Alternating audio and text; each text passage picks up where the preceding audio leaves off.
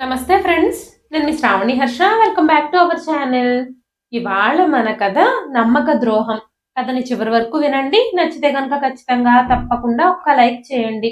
ఈ కథ పైన మీ విలువైన స్పందనని కామెంట్ రూపంలో మాకు తెలియజేయండి. కొత్తవారు ఎవరైనా చూస్తున్నట్లయితే మన ఛానల్ని సబ్స్క్రైబ్ చేసుకోండి. అంతేకాకుండా యూట్యూబ్లో కొత్తగా వస్తున్న హైప్ ఆప్షన్ అయితే క్లిక్ చేసి హై పాయింట్స్ ఇవ్వడం మాత్రం అస్సలు మర్చిపోకండి.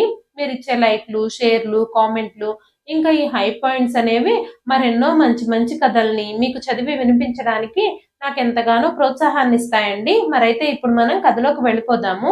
విజయ నిర్మల గారికి, విద్యాసాగర్ గారికి పెళ్లి జరిగి 10 ఏళ్ళు అవుతున్నా సరే పిల్లలు పుట్టకపోవడంతో విద్యాసాగర్ గారిని తమ తల్లిదండ్రులు రెండో పెళ్లి చేసుకోమని చాలా ఒత్తిడి చేయడం మొదలుపెట్టారు. విజయ నిర్మల గారు ఎన్నో గుళ్ళు, గోపురాలు తిరిగారు. ఎన్నో హాస్పిటల్స్‌కి తిరిగారు. ఇద్దరూ ట్రీట్మెంట్ చేయించుకున్నారు. అయినా సరే ఏళ్ళు గడుస్తున్నా వాళ్ళకి పిల్లలు మాత్రం పుట్టడం లేదు. కుటుంబ సభ్యులు ఎంత బలవంత పెట్టినా విద్యాసాగర్ గారు రెండో పెళ్లి చేసుకోవడానికి అస్సలు ఒప్పుకోలేదు. కానీ ఇంట్లో వాళ్ళ సూటిపోటి మాటలతో విజయ నిర్మల గారు చాలా కృంగిపోయారు. అదే సమయంలో విద్యాసాగర్ గారు విజయ నిర్మల గారిని తీసుకుని కుటుంబానికి దూరంగా ఎక్కడికైనా వెళ్ళిపోవాలి అని నిర్ణయించుకున్నారు. వాళ్ళిద్దరికీ పిల్లలు పుట్టకపోతే ఇద్దరూ కలిసి ఏదైనా అనాథాశ్రమంలో ఎవరైనా అనాథ పిల్లల్ని దత్తత తీసుకొని పెంచుకోవాలి అని కూడా నిర్ణయించుకున్నారు. పిల్లల్ని దత్తత తీసుకోవడం కోసం వాళ్ళు కొన్ని అనాథాశ్రమాలకు కూడా వెళ్ళి పిల్లల కోసం చూసొచ్చారు. వాళ్ళు వెళ్ళిన చోట్లల్లా ఊహ తెలియని పిల్లలెవ్వరూ లేరు. 5 ఏళ్ళు పైనున్న పిల్లలు మాత్రమే అక్కడున్నారు. కానీ అలా ఊహ తెలిసిన పిల్లల్ని దత్తత తీసుకుంటే వాళ్ళకి వాళ్ళు తమ సొంత తల్లిదండ్రులు కాదు అన్న విషయం తెలిసిపోతుంది అని వాళ్ళు అంత వయసున్న పిల్లల్ని దత్తత తీసుకోవడానికి ఇద్దరూ ఇష్టపడలేదు.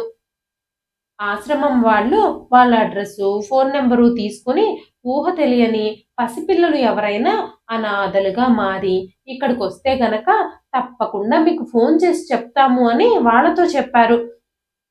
వాళ్ళు కూడా నిరాశగా ఇంటికి తిరిగి వెళ్ళిపోయారు. చాలా చోట్ల ఎంక్వైరీ చేసినా కూడా వాళ్ళకి పెంచుకోవడానికి బిడ్డ దొరకలేదు. అదే సమయంలో అనుకోకుండా విజయ నిర్మల గారు కళ్ళు తిరిగి పడిపోయారు. హాస్పిటల్‌కి వెళ్ళినప్పుడు డాక్టర్ విజయ నిర్మల గారిని చెక్ చేసి ఆవిడ గర్భవతి అని చెప్పారు. విజయ నిర్మల గారు గర్భవతి అని డాక్టర్లు చెప్పిన విషయం విని విద్యాసాగర్ గారు ఒక్కసారిగా ఆశ్చర్యపోయారు. ఆయన చాలా సంతోషించారు. తమ కుటుంబం మొత్తం ఆ ఆనందంతో సంబరాలు చేసుకున్నారు.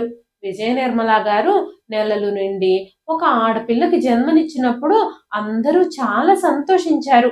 ఇన్నేళ్ల తరువాత మహాలక్ష్మి తమ ఇంట్లో అడుగు పెడుతుంది అని వాళ్ళు చాలా ఆనందించారు.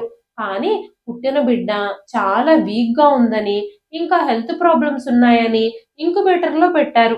3 వారాల వరకు ఆ బిడ్డ వాళ్ళకి దక్కుతుందో లేదోనని అందరూ చాలా టెన్షన్ పడ్డారు. చాలా దేవుళ్ళని మొక్కుకున్నారు.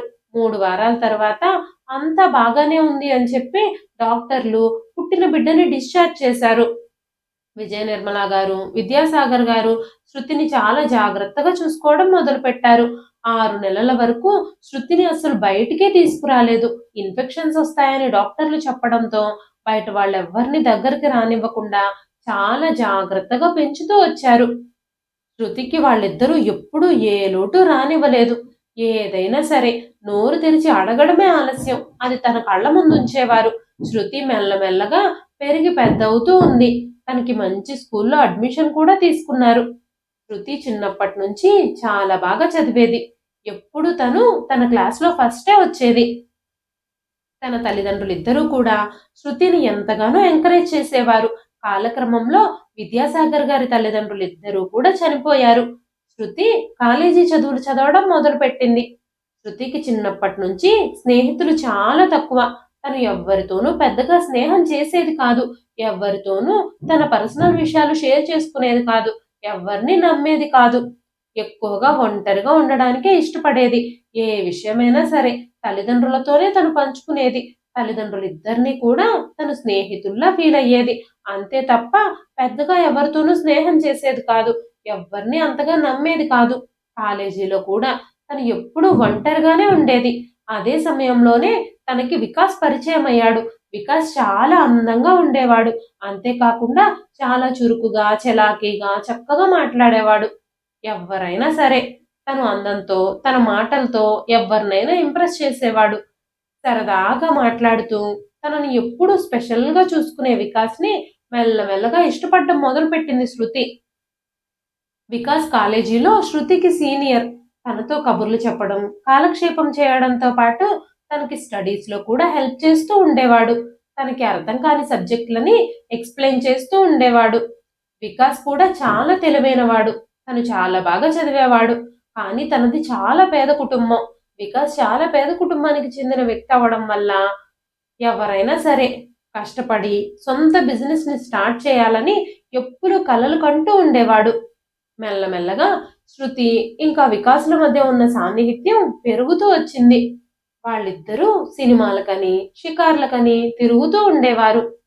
వికాస్ చదువు పూర్తి చేసుకొని ఉద్యోగ ప్రయత్నాలు కూడా చేస్తూ ఉన్నాడు. అప్పుడే శృతి ఇంజినీరింగ్ ఫైనల్ ఇయర్ చదువుతూ ఉంది. చాలా ప్రయత్నాలు చేసినా, చాలా ఇంటర్వ్యూలు అటెండ్ అయినా కూడా వికాస్‌కి ఉద్యోగం దొరకలేదు.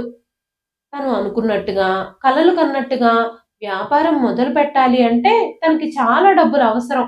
ఎలాగైనా సరే ఉద్యోగం సంపాదించి, డబ్బులు కూడబెట్టి వ్యాపారం చేయాలి అనేదే తన కల. అంతేకాకుండా తనొక ఉద్యోగం సంపాదిస్తే శృతి తల్లిదండ్రులతో కూడా తమ ప్రేమ విషయం మాట్లాడి తనని కూడా పెళ్లి చేసుకోవచ్చు అని ఆలోచిస్తూ ఉన్నాడు వికాస్. మెల్లగా శృతి ఫైనల్ ఇయర్ ఎగ్జామ్స్ కూడా దగ్గరకొచ్చేస్తున్నాయి. శృతి తల్లిదండ్రులు ఎగ్జామ్స్ అయిపోగానే శృతికి పెళ్లి చేసేయాలని పెళ్లి సంబంధాలు కూడా వెతకడం మొదలుపెట్టారు. ఎందుకంటే పెళ్ళయ్యాక చాలా ఏళ్లకు శృతి పుట్టడం వల్ల వాళ్ళు ఇప్పటికే చాలా పెద్దవాళ్ళైపోయారు. ఏ క్షణం ఎలా ఉంటుందో తెలీదు. శృతిని ఒక చేతిలో పెట్టి తమ బాధ్యత తీర్చుకుందాం అనుకున్నారు. అదే సమయంలో శృతికి ఒక డాక్టర్ సంబంధం వచ్చింది. అబ్బాయి పెద్ద ఆస్పత్రిలో డాక్టర్‌గా పనిచేస్తున్నాడు. చాలా మంచి కుటుంబం. చాలా ఆస్తిపాస్తులు కూడా ఉన్నాయి. అంతేకాకుండా ఆ అబ్బాయి చాలా అందంగా కూడా ఉన్నాడు. అబ్బాయి కుటుంబ సభ్యులందరూ పెళ్లి చూపుల కోసం శృతి వాళ్ళ ఇంటికొచ్చేశారు. వాళ్ళకి శృతి చాలా బాగా నచ్చింది. విద్యాసాగర్ గారికి, విజయ నిర్మల గారికి కూడా అబ్బాయి చాలా బాగా నచ్చాడు. అబ్బాయి కుటుంబం కూడా చాలా మంచిది. ఇంత మంచి సంబంధం, చాలా మంచి కుటుంబం అవ్వడంతో అబ్బాయి కూడా డాక్టర్ అవ్వడం వల్ల వాళ్ళకి సంబంధం చాలా నచ్చింది. ఈ సంబంధాన్ని ఎలాగైనా సరే వదులుకోకూడదు అని వాళ్ళిద్దరూ అనుకుంటున్నారు. శృతి పరీక్షలు పూర్తయిన తర్వాత ఎంగేజ్‌మెంట్‌కి, పెళ్ళికి సంబంధించిన డేట్లు కూడా ఫిక్స్ చేసుకుందామని వాళ్ళు విద్యాసాగర్ గారితో, విజయ నిర్మల గారితో చెప్పారు. ఈ సంబంధం గురించి శృతిని తన తల్లిదండ్రులు అడిగినప్పుడు, శృతి వెంటనే వాళ్ళతో మాట్లాడుతూ, "నాకిప్పుడే పెళ్ళొద్దు నాన్న. నేను ఇంకా చదువుకోవాలి అని అనుకుంటున్నాను. చదువు పూర్తయ్యాక మంచి ఉద్యోగం కూడా చేయాలి అని అనుకుంటున్నాను" అని చెప్పింది తప్ప, భయంతో వికాస్ గురించి ఏమీ చెప్పలేకపోయింది. కానీ శృతి మాత్రం మనసులో చాలా టెన్షన్ పడుతుంది. ఈ పెళ్లిని ఎలాగైనా ఆపాలి అని ఆలోచించడం మొదలుపెట్టింది. ఎగ్జామ్స్ పూర్తయిపోతే ఇంక తన పెళ్లి జరగడాన్ని ఆపడం తన వల్ల అయ్యే పనే కాదు. తల్లిదండ్రులతో వికాస్ గురించి ఎలా చెప్పాలో కూడా తనకు అర్థం కావడం లేదు. ఎందుకంటే వికాస్ ఒక పేద కుటుంబానికి చెందిన వ్యక్తి. అంతేకాకుండా తనకి ఉద్యోగం కూడా లేదు. కనీసం ఉద్యోగమైనా వచ్చుంటే ఎలాగోలాగా తల్లిదండ్రులను ఒప్పించడానికి ప్రయత్నించేది. ఈ విషయాలన్నీ పక్కన పెడితే వికాస్ వాళ్ళు తమ స్థాయికి సరితూగరు. వాళ్ళు చాలా పేదవాళ్ళు. ఈ కారణాలన్నింటి వల్ల తమ తల్లిదండ్రులు వికాస్‌తో తన పెళ్లికి ఖచ్చితంగా ఒప్పుకోరు అని శృతి గట్టిగా నమ్ముతుంది. ఈ విషయం గురించి శృతి వికాస్‌తో మాట్లాడినప్పుడు వికాస్ శృతిని వదులుకోవాలని అస్సలనుకోలేదు. వికాస్ శృతితో మాట్లాడుతూ, "శృతి, నేను నిన్ను చాలా ప్రేమిస్తున్నాను. నిన్ను జాగ్రత్తగా చూసుకుంటాను. నువ్వు లేకుండా నేను బ్రతకలేను. నీకు నా మీద నమ్మకం ఉంటే, నీ ఫైనల్ ఎగ్జామ్ అయిన రోజు ఎగ్జామ్ పూర్తయిన వెంటనే మనిద్దరం పారిపోయి పెళ్లి చేసుకుందాం. నేను నిన్ను జాగ్రత్తగా చూసుకుంటాను. నీ అవసరాలన్నీ నేను తీరుస్తాను. ఏదో ఒక పని చేసి నీకే లోటు రాకుండా చూసుకుంటాను. నన్ను కాదని నువ్వు ఆ డాక్టర్ సంబంధం చేసుకుంటే నువ్వు చాలా బాధపడాల్సొస్తుంది. అంతేకాకుండా నువ్వు లేకుండా నేను బ్రతకలేను. నువ్వు ఆ పెళ్లి చేసుకుంటే నేను ఆత్మహత్య చేసుకొని చచ్చిపోతాను" అంటూ శృతిని బెదిరించాడు. ఇప్పుడు నేను బ్రతకాలో, చావాలో అనే విషయం మాత్రం నీ చేతుల్లోనే ఉంది అంటూ శృతితో వికాస్ చెప్పినప్పుడు శృతి ఆ మాటలు విని చాలా భయపడిపోయింది. వికాస్ చెప్పిన మాటలన్నీ నమ్మి ఎలాగైనా సరే వికాస్ని పెళ్లి చేసుకోవాలని నిర్ణయించుకుంది. ఎగ్జామ్ పూర్తయిన వెంటనే తల్లిదండ్రుల గురించి ఒక్క క్షణం కూడా ఆలోచించకుండా, వాళ్ళతో మాట్లాడడానికి కూడా ప్రయత్నించకుండా, తన దగ్గరున్న కొద్దిపాటి డబ్బులతో అట్నుంచటే వికాస్తో వెళ్ళిపోయింది. శృతికి తల్లిదండ్రులు ఇచ్చిన పాకెట్ మనీ, అంతేకాకుండా తన అకౌంట్లో కొన్ని డబ్బులు కూడా ఉన్నాయి. ఆ డబ్బుతోనే శృతి, వికాస్ ఒక హోటల్లో రూమ్ తీసుకొని కొన్ని రోజులు సరదాగా గడిపారు. అంతేకాకుండా చాలా సింపుల్‌గా వాళ్ళిద్దరే ఒక గుడిలో పెళ్లి కూడా చేసుకున్నారు. ఈ విషయాలన్నీ తెలిసినప్పుడు విద్యాసాగర్ గారు, విజయ నిర్మల గారికి గుండె ఆగిపోయినంత పనయింది. కూతురు అలా తమని మోసం చేసి ఇంట్లో నుంచి వెళ్ళిపోయినందుకు విద్యాసాగర్ గారు, విజయ నిర్మల గారు చాలా బాధపడ్డారు. పెళ్ళైన 10 ఏళ్లకు పుట్టిన కూతురు తను. తల్లిదండ్రులిద్దరూ తనని కళ్ళల్లో పెట్టుకొని పెంచారు. తన మీదే ప్రాణాలు పెట్టుకున్నారు. అలాంటిది ఒక్క మాట కూడా తమతో చెప్పకుండా ప్రేమించిన వాడితో లేచిపోయింది అన్న విషయం తెలిసి విజయ నిర్మల గారు చాలా కృంగిపోయారు. అదే సమయంలో మూర్తి గారు విద్యాసాగర్ గారి దగ్గరకు వెళ్ళి, మీ శృతి తను ప్రేమించిన వ్యక్తితో వెళ్ళిపోయింది అన్న విషయం నేను విన్నాను విద్యాసాగర్. అక్కడ ఆ పిల్ల ఎన్ని కష్టాలు పడుతుందో ఏమో! ఇన్నేళ్ళు గాజు బొమ్మలా పెంచుకున్నారు మీరిద్దరూ తనని. అలా ఎలా వదిలేయగలిగారు? ఆ అబ్బాయి వాళ్ళది చూస్తే చాలా పేద కుటుంబం. కానీ ఆ అబ్బాయి చాలా మంచివాడట. తెలివైన వాడని కూడా నేను విన్నాను. మీరిద్దరూ పంతాలకి, పట్టింపులకి పోకుండా బాగా ఆలోచించి ఒక నిర్ణయం తీసుకోండి. మన పిల్ల ఇబ్బంది పడకూడదు కదా! ఇంత ప్రేమగా పెంచుకున్న కూతురు ఇబ్బంది పెడితే మీకైనా బాధే కదా! అని ఆయన చెప్పినప్పుడు వాళ్ళిద్దరూ చాలా ఆలోచించి ఒక నిర్ణయం తీసుకున్నారు. ఎన్నో ఏళ్ల తర్వాత ఎన్నో పూజలు, వ్రతాలు, నోములు నోచి హాస్పిటల్స్ చుట్టూ తిరిగి చివరికి పిల్లలు పుట్టరు అన్న నిర్ణయానికొచ్చేసిన తర్వాత ఆ భగవంతుడు తమకిచ్చిన వరం లాంటిది శృతి. చిన్నపిల్ల తెలిసి తెలియక తప్పు చేసింది. ప్రేమించిన వాడితో పెళ్లికి తల్లిదండ్రులు ఒప్పుకోరేమోనని తనతో కలిసి వెళ్ళిపోయింది తప్ప, తను తప్ప మనకింకెవరున్నారు? ఎలాగైనా సరే తనని ఇంటికి తీసుకురావాలి అని విద్యాసాగర్ గారు, విజయ నిర్మల గారు నిర్ణయించుకున్నారు. ఇప్పుడు తమ కూతురు ఎన్ని కష్టాలు పడుతుందో అన్న ఆలోచన ఇద్దరి గుండెల్ని విలవిల్లాడించేసింది. శృతి, వికాస్ ఎక్కడున్నారో వెతికి పట్టుకొని వాళ్ళిద్దరిని ఒప్పించి తమతో పాటు తీసుకొచ్చారు విద్యాసాగర్ గారు. వికాస్ కుటుంబ సభ్యులతో కూడా మాట్లాడి, తమ చుట్టాల్ని, బంధువుల్ని, కావలసిన వాళ్ళందరినీ పిలిచి ఇద్దరికీ అఫీషియల్‌గా చాలా గ్రాండ్‌గా పెళ్లి జరిపించారు. అంతేకాకుండా విద్యాసాగర్ గారు కూతురికి, అల్లుడికి ఒక త్రిపుల్ బెడ్‌రూమ్ ఫ్లాట్‌ని కూడా బహుమతిగా ఇచ్చారు. శృతి, వికాస్ ఆ ఇంట్లోనే చాలా సంతోషంగా ఉంటున్నారు. వికాస్‌కి విద్యాసాగర్ గారు తనకి తెలిసిన కంపెనీలో ఉద్యోగం కూడా ఇప్పించారు. కొన్ని రోజులు గడిచిన తర్వాత వికాస్ సొంతంగా ఏదైనా బిజినెస్ ప్రారంభించాలి అన్న ఆలోచనతో ఉన్న విషయం శృతి ద్వారా తన తండ్రికి తెలిసేలా చేశాడు వికాస్. విద్యాసాగర్ గారు తమకున్న భూములన్నీ అమ్మేసి ₹1,00,00,000 పెట్టుబడి పెట్టి వికాస్‌తో ఒక వ్యాపారం కూడా మొదలు పెట్టించారు. అన్నీ వికాస్ అనుకున్నట్టుగానే జరుగుతున్నాయి. వికాస్ ఇదంతా ఎప్పటినుంచో ప్లాన్ చేసి చేసుకున్నాడు. తన ప్లాన్ ప్రకారమే ఇదంతా అమలు చేశాడు. వికాస్ శృతి తన తల్లిదండ్రులకి ఏకైక కూతురని, వాళ్ళకి డబ్బులు బాగానే ఉన్నాయని, కూతుర్ని వాళ్ళిద్దరూ ప్రాణం కంటే ఎక్కువగా ప్రేమిస్తున్నారని తెలిసే తనని ప్రేమించి పెళ్లి చేసుకున్నాడు. వాళ్ళింట్లో నుంచి పారిపోయిన తర్వాత మూర్తి గారిని విద్యాసాగర్ గారి దగ్గరికి పంపించి శృతిని, వికాస్‌ని వాళ్ళే స్వయంగా తిరిగి తమ ఇంటికి తీసుకొచ్చేలా చేశాడు. ఇప్పుడు శృతిని వాడుకొని శృతితో మామగారితో తనకి వ్యాపారం చేయాలన్న ఇంట్రెస్ట్ ఉందని చెప్పించి, మామగారితో వ్యాపారానికి పెట్టుబడి కూడా పెట్టించాడు. ఇప్పుడు తను అనుకున్నవన్నీ జరిగాయి. రోజులు గడుస్తున్నాయి. వికాస్, శృతి చాలా సంతోషంగా గడుపుతున్నారు. వికాస్ కూడా తన వ్యాపారం మీద దృష్టి పెట్టాడు. ఏళ్లు గడుస్తున్నా సరే వికాస్‌కి, శృతికి పిల్లలు పుట్టలేదు. శృతి మాత్రం పిల్లల కోసం చాలా ఎదురు చూస్తూ ఉంది. ఈ విషయం గురించి తను చాలా బాధపడుతూ ఉండడంతో, ఈ విషయం తెలిసిన శృతి తల్లి విజయ నిర్మల గారు శృతితో, "అమ్మా శృతి, మా పెళ్ళైన 10 ఏళ్ల తర్వాత ఇక పిల్లలు పుట్టరు అని అందరూ మీ నాన్నకి రెండో పెళ్లి చెయ్యాలి అని చూస్తున్న సమయంలో నువ్వు మాకు పుట్టావు. మీకు కూడా పిల్లలు ఖచ్చితంగా పుడతారు. కాకపోతే కాస్త ఆలస్యం అవుతుందేమో. నువ్వు ఈ విషయం గురించి ఏమీ కంగారు పడకు. ఆ భగవంతుడి మీదే భారం వెయ్యి. ఆ భగవంతుడు నీ తలరాతలో ఎప్పుడు పిల్లల్ని రాస్తే అప్పుడే వాళ్ళు నీ జీవితంలోకొస్తారు. మనం హడావిడి పడినా, కంగారు పడినా ఎలాంటి ఉపయోగమూ ఉండదు. నువ్వు నీ భర్తతో సంతోషంగా ఉండు. పిల్లల గురించి ఎందుకు అంతలా ఆలోచిస్తున్నావు? ఇప్పుడంత తొందర ఏమొచ్చింది? నీకు ఏమంత వయసయిపోయిందని? మేమందరం నీకు అండగా ఉన్నాము. వికాస్ కూడా చాలా మంచివాడు. నిన్ను బాగా చూసుకుంటున్నాడు అంటూ చెప్పారు. కానీ శృతి మాత్రం పిల్లల కోసం ఎదురు చూస్తూనే ఉంది. కానీ వాళ్ళకి పిల్లలు పుట్టలేదు. ఆ తర్వాత శృతి, వికాస్ పిల్లల కోసం హాస్పిటల్‌కి వెళ్లి టెస్ట్‌లన్నీ చేయించుకున్నప్పుడు శృతి రిపోర్ట్‌లు చూసి డాక్టర్లు షాక్ అయిపోయారు. శృతి చిన్నప్పుడే ఒక లోపంతో పుట్టిందని, తన గర్భసంచి చాలా చిన్నగా ఉందని, రోజులు గడుస్తున్న కొద్దీ, తను పెద్దదవుతున్న కొద్దీ గర్భసంచి పెరగలేదని, తనకి జీవితంలో పిల్లలు పుట్టే అవకాశమే లేదు అని డాక్టర్లు చెప్పారు. ఈ విషయం విన్న తరువాత శృతి మానసికంగా కృంగిపోయింది.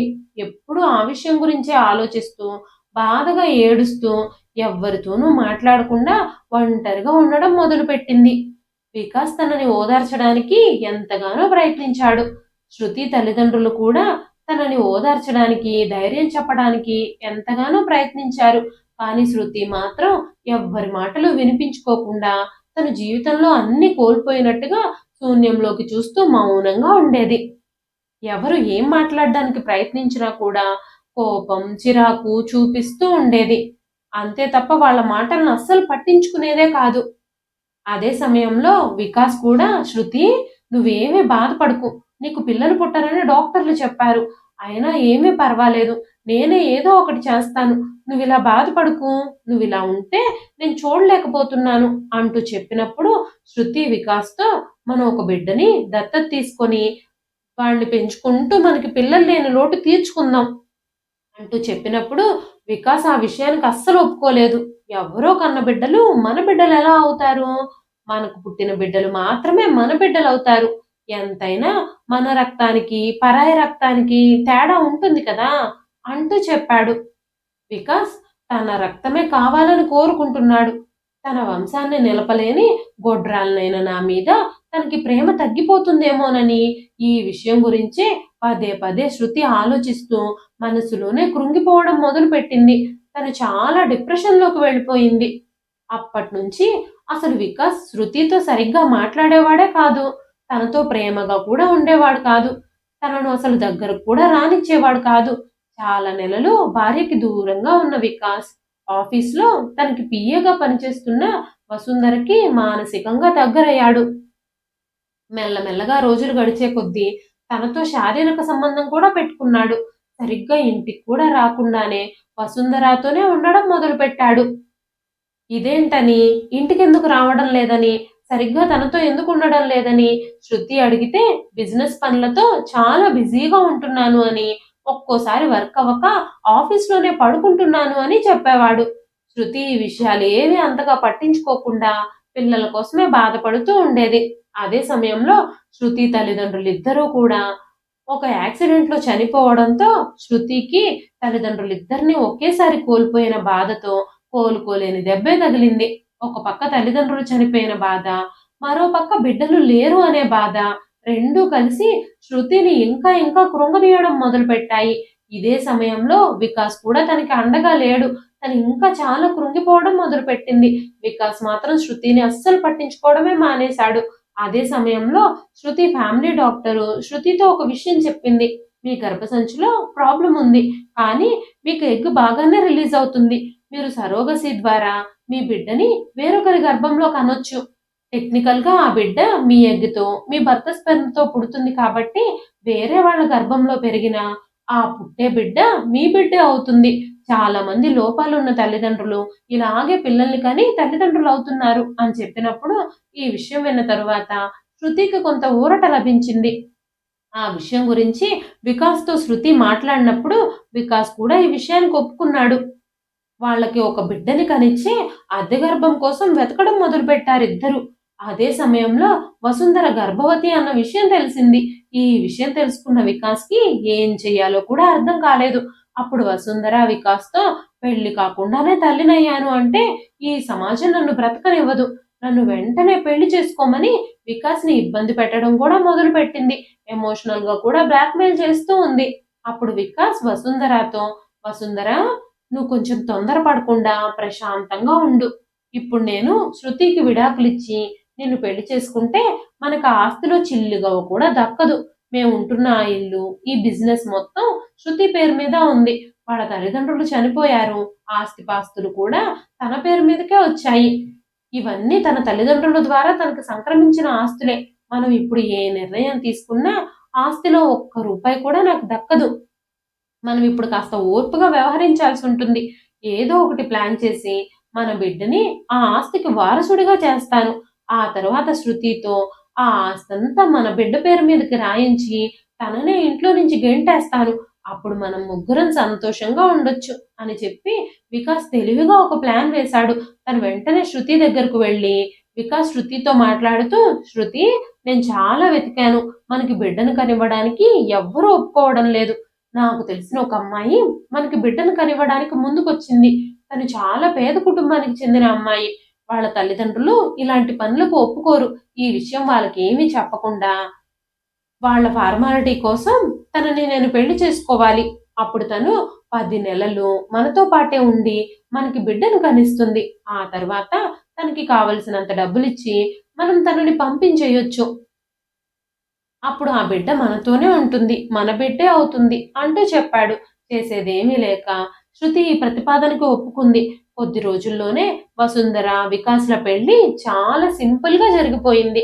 వసుంధర ఆ ఇంట్లో వికాస్‌కి రెండో భార్యగా అడుగుపెట్టింది. ఆ రోజు రాత్రి వికాస్ శృతితో, "వసుంధర తల్లిదండ్రులు ఈ ఇంట్లోనే ఉన్నారు. ఇప్పుడు నేను తన గదిలోకి వెళ్ళకపోతే వాళ్ళకి అనుమానం వస్తుంది. మనకి ఎలాంటి ఇబ్బంది కలగకుండా ఉండడం కోసం ఇప్పుడు నేను తనతో మంచిగా ఉన్నట్టు అందరి ముందు నటించాలి" అని చెప్పి శృతిని ఒప్పించి వసుంధర గదిలోకి వెళ్ళాడు. 3 రోజులు వసుంధర తల్లిదండ్రులు ఆ ఇంట్లోనే ఉండడంతో 3 రోజులు వికాస్ వసుంధర గదిలో నుంచి బయటకు కూడా రాలేదు. ఆ తరువాత వికాస్ శృతితో, "వసుంధరని మన పిల్లల్ని కనడానికి, ఆ తర్వాత పుట్టిన బిడ్డని మనకిచ్చేసి డబ్బు తీసుకొని వెళ్ళిపోవడానికి మెంటల్‌గా ప్రిపేర్ చేస్తాను. ఈలోపే తనని తన తల్లిదండ్రుల్ని మేనేజ్ చేసుకోమని కూడా చెప్తాను" అంటూ ఎక్కువగా వసుంధరతోనే చనువుగా ఉండడం మొదలుపెట్టాడు. పిల్లల కోసం ఇవన్నీ తప్పవు. కొన్ని రోజులు ఓర్చుకుంటే మా బిడ్డను కనిచ్చేసి తను మా నుంచి శాశ్వతంగా వెళ్ళిపోతుంది అని శృతి మౌనంగా ఉంది. కానీ రాత్రిపూట మాత్రం శృతి వికాస్‌ని వసుంధర గదిలోకి వెళ్ళనివ్వడం లేదు. కానీ వికాస్ మాత్రం శృతి నిద్రపోయిన తర్వాత అర్ధరాత్రి పూట లేచి వసుంధర గదిలోకి వెళ్ళిపోవడం మొదలుపెట్టాడు. వికాస్ డాక్టర్లను కూడా మేనేజ్ చేసేసి ఐవీఎఫ్ ట్రీట్మెంట్ చేస్తున్నట్టుగానే నమ్మించి శృతితో నమ్మకంగా ఐవీఎఫ్ చేస్తున్నామని చెప్పించి కొన్ని రోజుల తర్వాత వసుంధర గర్భవతి అని డాక్టర్లు నిర్ధారించారు అని చెప్పాడు. వసుంధర కోసం ఆ ఇంట్లోనే ఒక పని మనిషిని పెట్టి వసుంధరని జాగ్రత్తగా చూసుకోవడం మొదలుపెట్టింది శృతి. వసుంధర గర్భవతి అన్న విషయం శృతితో చెప్పిన దగ్గర నుంచి వికాస్ కూడా వసుంధరతోనే ఎక్కువగా గడపడం మొదలుపెట్టాడు. అప్పుడు శృతి చాలా కోపంగా వికాస్‌ని ఈ విషయం గురించి అడిగినప్పుడు, "చూడు శృతి, వసుంధర మన బిడ్డని తన కడుపులో మోస్తుంది. ఈ సమయంలో తనకి చాలా మోరల్ సపోర్ట్ అవసరం. అందుకే నేను తనతో ఎక్కువ టైం స్పెండ్ చేస్తున్నాను" అంటూ చెప్పేవాడు. భర్త ప్రవర్తన అనుమానంగా ఉన్నా ఏదో ఒక మూలన వికాస్ తమ బిడ్డ కోసమే ఇదంతా చేస్తున్నాడు అని శృతి నమ్మింది. వసుంధర కడుపులో ఉన్న బిడ్డ తనది, తన భర్త రక్తం మాత్రమే అని శృతి నమ్ముతుంది. వికాస్ వసుంధర మీద ఎక్కువ కేర్ చూపించడం మొదలుపెట్టాడు. శృతిని పూర్తిగా లెక్క చేయడమే మానేశాడు. ఒకరోజు అర్ధరాత్రి సమయంలో శృతికి నిద్రలో నుంచి మెలకు వచ్చినప్పుడు తన పక్కనే వికాస్ లేడు. వెంటనే శృతి లైట్ ఆన్ చేసి వికాస్ కోసం బాత్రూంలోనూ, బాల్కనీలోనూ వెతికింది. కానీ వికాస్ ఎక్కడా కనిపించలేదు. వెంటనే శృతి ఇల్లంతా వెతుకుతూ వసుంధర గది దగ్గరకు వెళ్ళేసరికి వికాస్ వసుంధర గదిలోనే ఉండడంతో శృతికి చాలా కోపం వచ్చేసింది. శృతి కోపంగా వికాస్‌తో, "ఇంత రాత్రి సమయంలో మీరిక్కడ ఈ వసుంధర గదిలో ఏం చేస్తున్నారు? అసలు ఈ వసుంధర గదిలో మీకేం పని? చాలా రోజుల నుంచి మీ ప్రవర్తన అసలేమీ బాగోలేదు. మనకి బిడ్డని కనివ్వడం కోసమే మీరు తనని పెళ్లి చేసుకున్నారు అనే విషయం మీకు గుర్తుందా? అసలు ఆ విషయాన్ని మర్చిపోయినట్టు మీరు ఎందుకిలా బిహేవ్ చేస్తున్నారు? నన్ను మీరు మోసం చేయాలని ప్రయత్నిస్తున్నారా? అంటూ కోపంగా అడుగుతూ ఉండగానే వికాస్ తడబడుతూ, లేదు శృతి, నువ్వు ఈ విషయం గురించి ఎక్కువగా ఆలోచిస్తున్నావు. నా గురించి తప్పుగా అనుకుంటున్నావు. వసుంధరకి ఆరోగ్యం బాగోలేదట. నీరసంతో కళ్ళు తిరుగుతున్నాయని, భయంగా ఉందని తను నాకు ఫోన్ చేసి చెప్పింది. అందుకే నేనిక్కడికొచ్చాను అని చెప్పినప్పుడు శృతి కోపంగా, వసుంధర, నీకే అవసరం ఉన్నా పని మనిషికి ఫోన్ చెయ్యి. తను నీ అవసరాలన్నీ తీరుస్తుంది. నీకోసమే కదా నీ పనులన్నీ చేయడానికి, నీ అవసరాలన్నీ తీర్చడానికే కదా డబ్బులిచ్చి తనని పనిలో పెట్టుకుంది. వేళ కాని వేళల్లో నా భర్తకి ఫోన్ చేసి తనని ఇబ్బంది పెట్టకు. ఇంకోసారి ఇలా జరిగితే నేను అస్సలు ఊరుకోను అంటూ చెప్పింది. కానీ శృతి మనసంతా చాలా ఆలోచనలతో నిండిపోయాయి. చాలా రోజుల నుంచి ఆ ఇంట్లో అంతా తప్పు తప్పుగా జరుగుతున్నట్టుగా తనకు అనిపిస్తుంది. వికాస్ అస్సలు ఇంతకు ముందులా లేడు. తనని ప్రేమించి పెళ్లి చేసుకుని జాగ్రత్తగా చూసుకున్న వికాస్ ఇప్పుడు చాలా మారిపోయాడు. చాలా రోజుల నుంచి తన ప్రవర్తన తన విషయంలో అస్సలు బాగోలేదు. వికాస్ తనని ఏ విషయంలోనూ అసలు లెక్క చేయడం లేదు. వసుంధర మీదే చాలా ఇంట్రెస్ట్ చూపిస్తున్నాడు.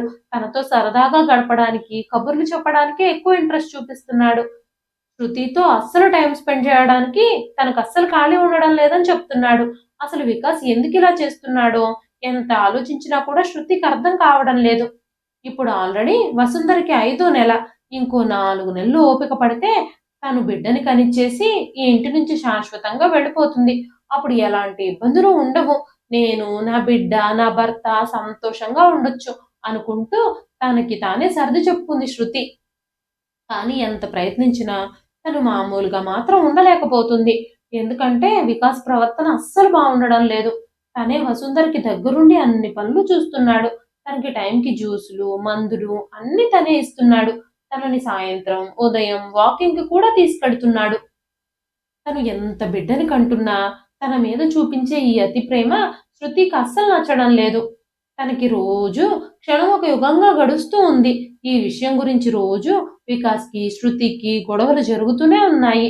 వికాస్ కోపంగా, నువ్వెలాగూ గొడ్రాలివి, నా వంశాన్ని నిలబెట్టడం కోసం నాకొక బిడ్డని కనివ్వడానికి వసుంధర ఈ ఇంట్లోకొచ్చింది. తనని నేను జాగ్రత్తగా చూసుకోకపోతే ఎలాగా? నాకంటూ ఒక బిడ్డని కనివ్వలేని నీలాంటి గొడ్రాలి కంటే వసుంధరే నాకెక్కువ. నువ్వు కనీసం నా వంశాన్ని కూడా నిలబెట్టలేని గొడ్రాలివి. నీ గురించి నేనెందుకు ఆలోచించాలి అంటూ చెప్పాడు వికాస్. ఆ మాటలు విని శృతి ఒక్కసారిగా షాక్ అయిపోయింది. వసుంధర కడుపులో పెరుగుతున్నప్పటికీ ఆ బిడ్డ శృతికి, వికాస్‌కి చెందిన బిడ్డ అనే విషయం వికాస్‌కి ఎందుకు అర్థం కావడం లేదో శృతికి ఎంత ఆలోచించినా అర్థం కావడం లేదు. మెల్లమెల్లగా రోజులు గడుస్తున్న కొద్దీ కూతురికి నెలలు నిండుతున్నాయని వసుంధర తల్లి కూడా వచ్చి ఆ ఇంట్లోనే తిష్ట వేసింది. ఆవిడ శృతిని నోటికొచ్చినట్టుగా మాట్లాడుతూ ఉండేది. నువ్వు బిడ్డలు కనలేని గొడ్రాలివి. ఉదయాన్నే లేచి ఇల్లంతా తిరగకు. మా అందరికీ కనిపించొద్దు. మా కూతురికి అస్సలు నీ ముఖం చూపించొద్దు. అసలది కడుపుతో ఉంది అంటూ తనతో మాట్లాడుతూ ఉండేది. అదేమంటే తమ కూతుర్ని తమతో పాటు పురిటికి తమ ఇంటికి తీసుకెళ్ళిపోతాను అని చెబుతూ ఉండేది. తన కడుపులో పెరుగుతున్న బిడ్డ శృతికి, తన భర్తకి సంబంధించింది అని వాళ్ళతో ఎలా చెప్పాలో కూడా శృతికి అర్థమయ్యేది కాదు. వసుంధర కడుపులో పెరుగుతున్న బిడ్డ కోసం ప్రతి అవమానాన్ని సహిస్తూ ఉంది శృతి. అంతేకాకుండా వసుంధర తల్లి వికాస్‌ని శృతి గదిలో కూడా రానిచ్చేది కాదు. అల్లుడు గారు, ఇప్పుడు మీరు మా అమ్మాయిని పెళ్లి చేసుకున్నారు. మీరు మా అమ్మాయితో పాటే ఉండాలి. తను అసలే కడుపుతో ఉంది. ఈ సమయంలో భర్త పక్కనే ఉండాలి. మీరు తనతో కాకుండా మీ మొదటి భార్యతో ఉంటే ఎలాగా? అంటూ వికాస్‌ని వసుంధర దగ్గరే ఉంచడం మొదలుపెట్టింది. శృతికి ఈ విషయాలన్నీ అస్సలు నచ్చడం లేదు. తనకి ఏం చేయడానికి కూడా వీలు లేని పరిస్థితులు. ఏం చేసినా కూడా తమ బిడ్డకే ఇబ్బందవుతుందని శృతి మౌనంగా అన్నీ భరిస్తూ ఊరుకుంది. ఈ విషయం గురించి వికాస్‌తో మాట్లాడినా కూడా ఎలాంటి ప్రయోజనమూ లేదు. వికాస్ కూడా తనని మౌనంగా ఉండమనే చెబుతున్నాడు తప్ప తనకి ఆ విషయంలో అస్సలు సపోర్ట్ చేయడం లేదు. వికాస్ ప్రవర్తన అంతలా మారిపోవడం శృతికి అస్సలు నచ్చడం లేదు. 7వ నెల రాగానే వసుంధరకి ఆ ఇంట్లో సీమంతం చేయాలని వసుంధర తల్లి నిర్ణయించింది. సీమంతం కార్యక్రమం కోసం అన్ని పనులు హడావిడిగా జరుగుతున్నాయి. వసుంధర పుట్టింటి నుంచి కొంతమంది వ్యక్తులు, చుట్టాలు, బంధువులు ఈ సీమంతం కోసం వస్తున్నారు. వాళ్ళంతా కలిసి శృతిని ఏడిపించడం, సూటిపోటి మాటలనడం కూడా మొదలుపెట్టారు. అంతేకాకుండా సీమంతం కార్యక్రమం జరిగేటప్పుడు శృతిని తన గదిలో నుంచి బయటకు కూడా రాకూడదని వసుంధర తల్లి కండిషన్ పెట్టింది. ఎందుకంటే శృతి గొడ్రాలు కాబట్టి, తనకు పిల్లలు పుట్టే అవకాశం లేదు కాబట్టి తన నీడ కూడా తన కూతురు మీద పడడానికి వీల్లేదు అంటూ తన తన నీడ తన కూతురికి, తన కడుపులోని బిడ్డకి ప్రమాదం అంటూ చెప్పింది. ఈ విషయంలో కూడా వికాస్ మౌనంగానే ఉన్నాడు. శృతికి ఏం చేయాలో కూడా అర్థం కావడం లేదు. అసలు ఆ ఇంట్లో ఏం జరుగుతుందో కూడా తనకు తెలియడం లేదు. తను ఆ రోజంతా ఏడుస్తూ తన గదిలోనే కూర్చునుంది. ఆ రోజు రాత్రి వసుంధరకి పురుటి నొప్పులొచ్చాయి. వసుంధర కడుపులో నొప్పితో మెలికలు తిరిగిపోతూ ఉండడంతో తనని ఆసుపత్రికి తీసుకెళ్లారు. 7వ నెలలోనే పురుటి నొప్పులు రావడంతో కడుపులోని బిడ్డకి ఏమైనా జరుగుతుందేమోనని శృతి చాలా కంగారు పడిపోతూ ఉంది. డాక్టర్ వసుంధరకి పురిటి నొప్పులొస్తున్నాయని, కొద్ది సమయంలో డెలివరీ కూడా జరుగుతూ ఉందని, అంతా బాగానే ఉంది అని చెప్పినప్పుడు శృతి ఆశ్చర్యపోయింది. వెంటనే తను డాక్టర్ దగ్గరికి వెళ్ళి, "ఏం మాట్లాడుతున్నారు డాక్టర్ మీరు? తనకిప్పుడు 7వ నెలే. ఇప్పుడు తనకి పురిటి నొప్పులు రావడం ఏమిటి? ఇంకా తనకి డెలివరీకి చాలా సమయం ఉంది. అసలు ఏం జరుగుతుందిక్కడ?" అంటూ గట్టిగా డాక్టర్‌ని నిలదీసినప్పుడు డాక్టర్ శృతితో జరిగిన విషయం అంతా చెప్పింది. ఇప్పుడు వసుంధరకి 7వ నెల కాదు, 9వ నెల పూర్తయిందని చెప్పినప్పుడు ఆ విషయం విని శృతి షాక్ అయిపోయింది. తన భర్తతో పెళ్లి కంటే ముందుగానే ఈ వసుంధర ఎవరితోనో చెడు తిరుగుళ్ళు తిరిగి ఆ బిడ్డని మా బిడ్డ అని చెప్పి మా కంటగట్టాలని చూస్తుందా అని ఆలోచించడం మొదలుపెట్టింది శృతి.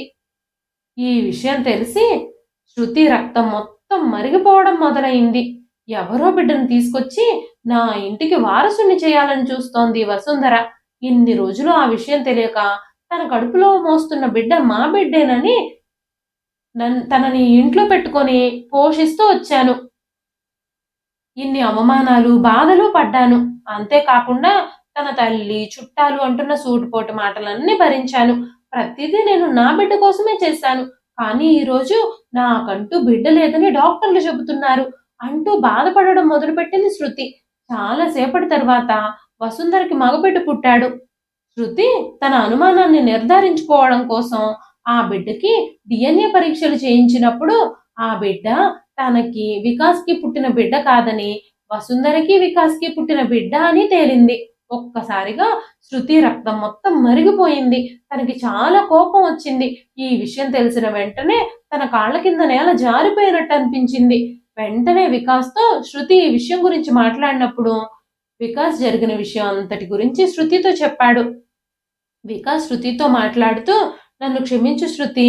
నేనే కావాలని నిన్ను మోసం చేయాలని చూశాను. నీకు పిల్లలు పుట్టరు అన్న విషయం తెలిసి నువ్వు డిప్రెషన్‌లోకి వెళ్ళిపోయినప్పుడు నేను మా ఆఫీస్‌లో పనిచేసే వసుంధరతో సంబంధం పెట్టుకున్నాను. తను గర్భవతి అయ్యింది. అదే సమయంలో నువ్వు పిల్లల కోసం IVF చేయించుకునే అద్దె గర్భం కోసం వెతకమని నాతో చెప్పినప్పుడు ఇదే మంచి అవకాశంగా భావించి నేను వసుంధరని పెళ్లి చేసుకొని ఇంటికి తీసుకొచ్చాను. తన కడుపులో పెరిగే బిడ్డ మన బిడ్డ అని చెప్పి నేను నిన్ను నమ్మించాను. డాక్టర్లకు కూడా డబ్బులిచ్చి నేను మేనేజ్ చేశాను" అని చెప్పినప్పుడు శృతి మాట్లాడుతూ, "మీరిద్దరూ నన్ను ఎంత మోసం చేశారు.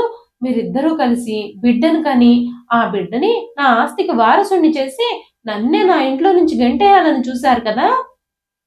ఎంత మోసం, ఎంత ద్రోహం. నీలాంటి వాడికి ఇంక నా భర్తగా నా ఇంట్లో స్థానం లేనే లేదు. నువ్వు నీ భార్యని, నీకు పుట్టిన బిడ్డని తీసుకొని ఎక్కడికి వెళతారో మీరందరూ కలిసి ఎక్కడికైనా వెళ్ళిపోండి. నా కళ్ళ ముందు మాత్రం ఇంక మీరు కనిపించడానికి వీల్లేదు" అంటూ చెప్పింది శృతి. ఎంతగానో నమ్మి, ప్రేమించి, పెద్దవాళ్ళని కాదని కూడా పెళ్లి చేసుకున్న వికాస్ తనని ఇంత నమ్మక ద్రోహం చేయడంతో శృతి తట్టుకోలేకపోయింది.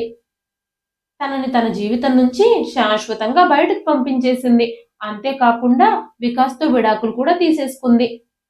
తన దగ్గరున్న డబ్బులతో ఒక అనాథాశ్రమాన్ని స్టార్ట్ చేసి ఎంతోమంది తల్లిదండ్రులు లేని పిల్లలకి అమ్మగా మారింది శృతి.